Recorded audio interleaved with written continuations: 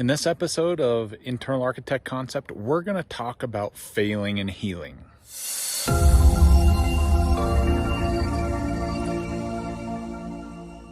Hey everyone, Todd here, internalarchitect.com. And in this video, we're going to talk about failing and healing. And there's 3 points that I really want to discuss. The first one is about taking ownership of all the shortcomings that we have and being able to move forward from them and how to be able to move forward. The second one is starting to rebuild, and that goes into really setting the foundation of the growth that you're going to go through after cancer. And the third thing is wins are important. You got to take the little wins that you get along the way as motivation to keep pushing and keep moving forward. I recorded this in April of 2017, and without further ado, failing and healing.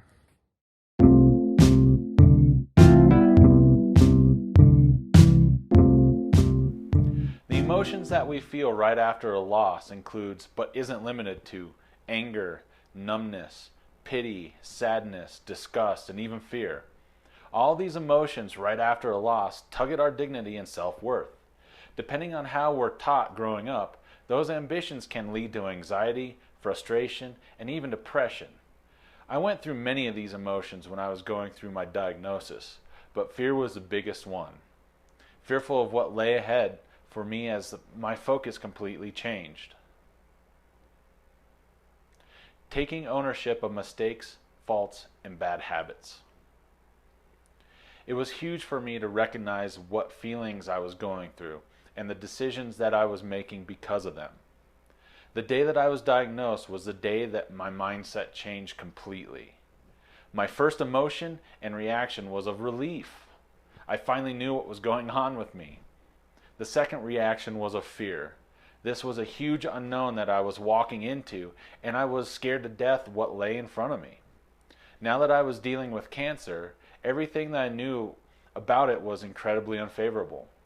Ultimately, it meant death to me. That was the starting point for making amends for everything in my life, good or bad. This was the beginning of understanding what the cause and effects were of every single action and decision that I made. My desire and will to fight my lymphoma became so overwhelmingly strong that my mortality didn't become a concern for a good majority of my treatment. I truly believe I made every single cell in my body work to fight cancer. The rebuild process. Rebuilding yourself from scratch is not to be taken lightly. Going through cancer affects every single aspect of your life, from family, finances, work, and obviously health. The stress that it puts on all four is incredible. The stress of my parents having to watch their son go through cancer, watching my wife and daughter struggle to understand why I had to go through it, to all the funding that needs to be done to take care of every aspect of treatment. I'm so fortunate that I had a good support system to help me. Not everyone has the opportunity to have the community like I did.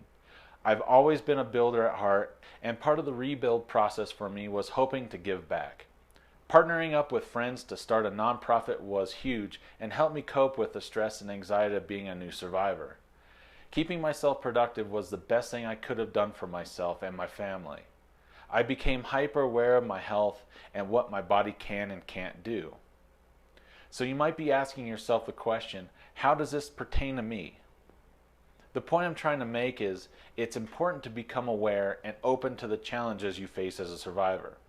The challenges you will face will feel overwhelming. Teaching your mind to grow and work towards a goal of growth. Importance of feeling personal wins. Having a little wins, which I referred to as milestones, are so important as you create new goals as you rebuild yourself. I found it's really easy to get discouraged as you look at the big picture of what you've been through and that you're facing after such a blow. It's challenging to continue staying in that positive growth mindset. As time passes, that's where having a good set of goals that have been broken down helps you keep focused and complacency at bay. I've learned the hard way over the past 6 years that if I don't continue to keep working on my goals and ambitions, I fall into a rut, getting frustrated with myself, and then having to work extra hard to get myself caught back up.